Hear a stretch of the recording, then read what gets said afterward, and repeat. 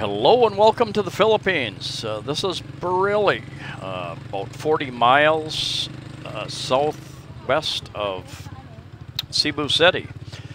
We took a bus from the South Bus Terminal. I think it took us right about an hour and a half to 2 hours to get there. And it was a very crowded bus. And I did a previous video about our walk up in the mountains to the place where there was going to be a birthday party, and this is the ride up there. Got a couple of motorbike taxis, hobble drivers, and got three of us. Well, got the driver and then two of us on each bike, and some decent houses in these small little towns. And I think this town really isn't that small. It's actually about 74,000 people, according to the, I think, 2015 census. And as we head on up the mountain, the road gets rougher and narrower. There are some stretches where we get some good road, but they don't last very long. And in the end, we end up just kind of on a gravel trail. It had rained the night before, so a little bit of rain along the way, puddles of water, and these guys just take the best part of the road they can find on the way up there. Right. Many of you want to live and retire and have the quieter, slower paced life out in the province. And actually everything in the Philippines is a province, is in a province, but the term province is often used to mean country. Go to the province. People often tell me, if you want a good girl, you need to go to the province. Not a city girl. They've been spoiled. They've learned the city ways. That's not necessarily true. But anyway, a lot of people will give you that advice. Province meaning country, and I'm going to tell you a few things I've mentioned in other videos. For instance, the land area of the Philippines, if you take all of the islands, put them together, they're about the same size as the state of Arizona or the state of Nevada. And so it's really not that big of a country. Now, Arizona has about 7 million people in it. The Philippines has about 104 million people in it. So even though we're out here in the country outside of the main town, city of Barili, there's a lot of people living out here, and a lot of extra roads going off different directions. And most of those people go into town to shop. A lot of them have farms, gardens.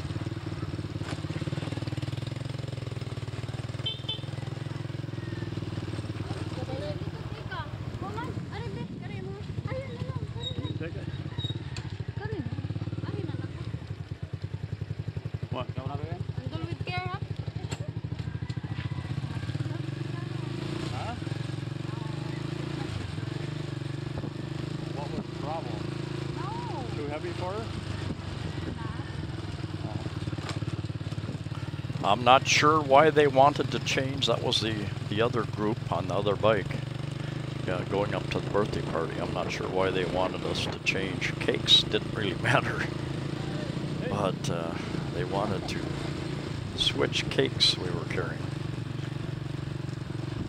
And it's interesting. A lot of people could spot my camera as I'm holding it up above my head pretty much, and they see us coming down the road, they see the camera, then they see the foreigner, and different people hollering out, "Hey Joe, hey Joe," and that bothers some people. I've met a few foreigners here, Americans that from the USA, that term Joe seems to bother them, but it's never bothered me. It's in most cases, I think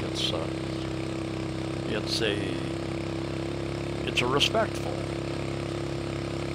term that they use. Not always, probably, but usually it's done in a friendly way. It's been my experience.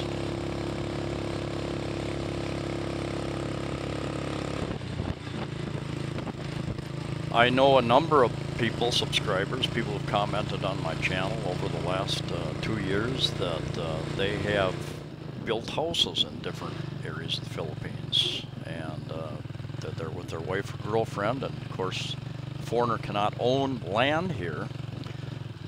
You can build a house, and you can hopefully get a lawyer, write a lease up so that you've got a lease on that property, so that if anything happens, at least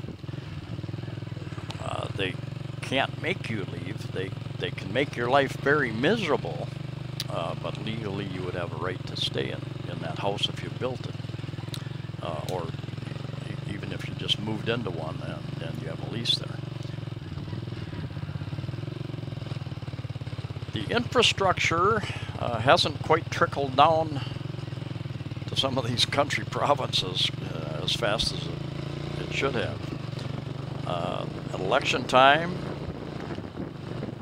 there are promises to take better care of the roads and water systems and all that type of thing. And you've got a number of different little barangays or villages along the way with their activity centers, their basketball courts, different churches spread out up here.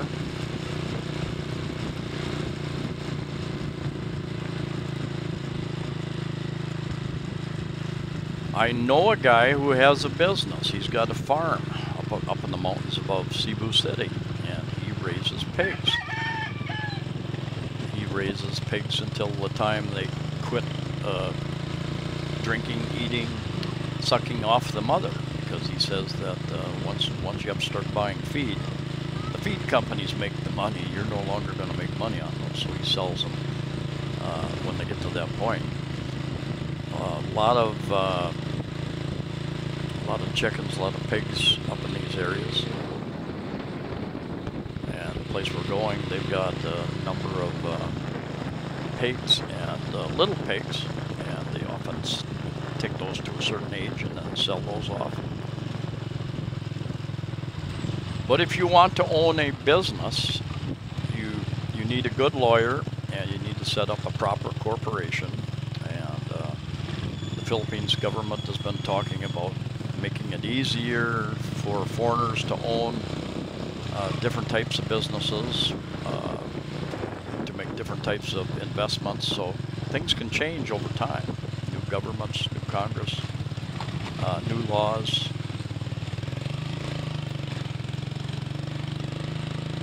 One reason they have those laws is they don't want foreigners to own the country. Even in the USA, they've started to block some purchases by countries like China from buying out big corporations, sometimes for monopolistic type reasons, sometimes for national security type reasons. But in the USA, for many years, it's been quite easy for anybody to buy up land and businesses, and you can certainly make a case about national security on some of those purchases. If you have a business or a farm, especially if you're quite a ways away from the main traffic system, the cost of transportation is a major issue if you're going to make a profit on that product, on that crop. And one thing that's happening here in the Philippines the last couple of years, there are big plans on infrastructure.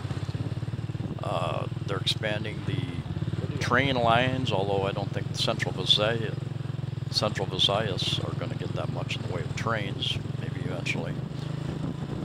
They're planning some additional bridges between islands. That's going to take many years to accomplish that.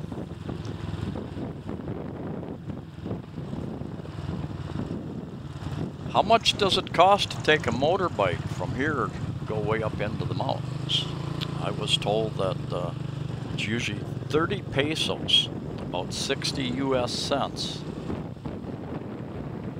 to get a hobble ride, a motorbike, take you up this road, up to the mountaintop home that we're going to go to. And I have probably recorded between 20 and 25% of this trip.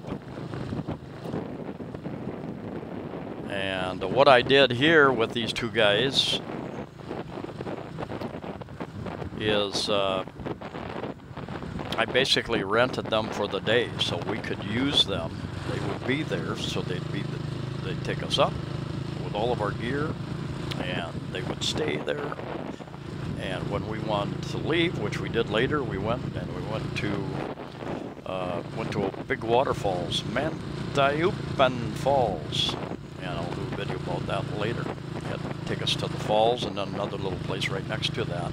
Spent some time there, and then I stayed at a hotel there in town. Well, the girls went back up in the mountains and visited the family some more. Lots of relatives, cousins, uncles, aunts, nieces, nephews, and neighbors for the big birthday party. And of course, they're all speaking Bisaya. A couple of them speak English, but I spent I think 2-3 hours up there. Met all of them, very friendly people. And I'm just getting over a cold. I actually had strep throat as well. I've been taking antibiotics for that, so I didn't feel that well, and wasn't really in the partying mood anyway. And I think it was better that they have a good time with their family rather than having this foreign stranger there. I did spend a fair amount, several hours up there, and it was a very good, rewarding, fun experience. I had several people come up to me and ask me, "Are you okay?" And I said, yeah, I'm okay. I'm fine. In fact, I'm having a great time, which I really am. I'm not a real emotional person, but the fact that I had strep throat, on antibiotics, I didn't sleep real well for a couple of days because of that. I finally looked in the mirror when I got back to the hotel, and now I understand why people were asking me, "Are you okay?" Because I didn't look okay, even though I was having a great time, and I really wasn't in pain, but just being tired out, I guess, and lack of energy. One thing I've been finding more and more out about land ownership, titles, and that type of thing in the Philippines. If you have a Filipino wife or husband, a spouse, and they have property, getting a clean title can be a major issue here. And I've heard that even some of these big corporations, they'll buy up and they'll start a project, and it'll get put on hold because somebody will come out of the blue and say they've got title to part of that land. And it's a tricky situation to get a clean title, to know that you have a clean title. People will tell you have a clean title, and it could take several years, and then you find out that you don't have a clear title, and then it's going to go through a long, expensive court process probably. Now here's a stretch, pretty good road for a while. I'm not sure if there's some important people up in this part of the mountain or what, but some decent, pretty nice houses up here too, and some being built. We're going uphill most of this way, and you can't really tell it that good from the video. But it was a little bit uncomfortable because you're inclined to lean back, but you're forcing yourself to lean forward because you are going up, and you don't want. I had a person behind me. Now here's a nice house, looks like. And anyway, it wasn't entirely uncomfortable, but it got to be a little bit certain muscles that you were using to try to position yourself properly. And here's another village, barangay, what they call barangay.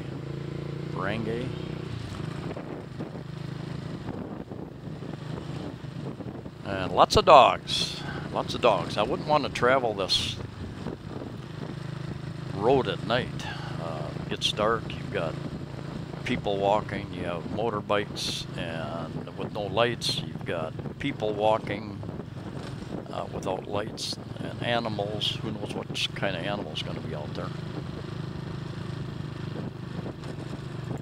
One of the things, actually two things I wanted to do when I was here was ride a carabao, and I've had my heart set on riding a carabao. I've ridden horses when I was young. Had a couple horses during high school years, and rode bareback quite often. I felt that I could ride a carabao, and there was a carabao up there. It was laying and resting in the mud, and I went over near the carabao and had a little chat with that carabao, see if it would asked him if he would allow me to ride him, and he kind of gave me that strange look that meant, I dare you to try to get on me. And my friend said, I think if you get on him, you're going to end up in that mud there. And she said she had, as a kid, they had ridden that, but now it's kind of a one-man carabao. The guy that goes out and works the fields, he's pretty much the only one who deals with that, so he's not used to especially strangers. Lots of goats, lots of dogs. And the other thing I want to do is climb a coconut tree. And I was going to do that. I think I could have done it, but got distracted meeting everybody and having a little food to eat. So I'll have to put off the climbing the coconut tree for a while.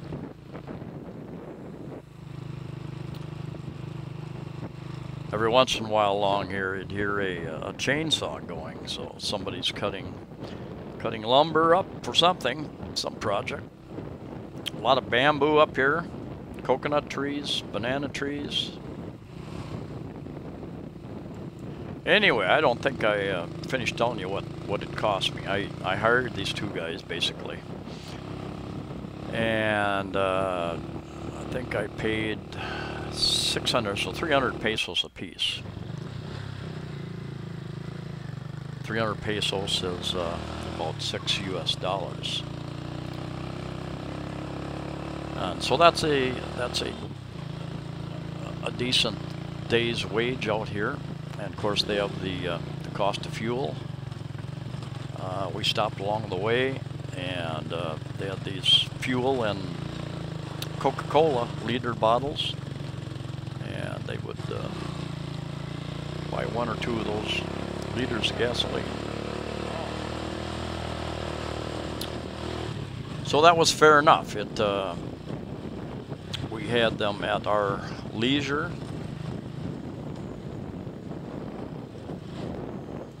And this is the last part of the kind of gravel trail taking us up to our final destination. Then we had to walk in. Like I said, many of you have seen that video of our walk in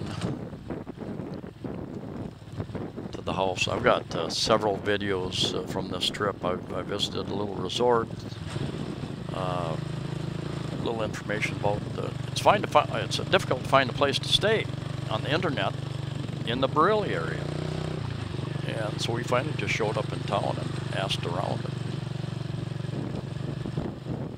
There's a hotel right on one of the main streets, but they don't advertise at all on the internet, so you're just taking a chance just showing up. On the internet, I think the closest resort I could find, hotel resort, was about 17 kilometers away.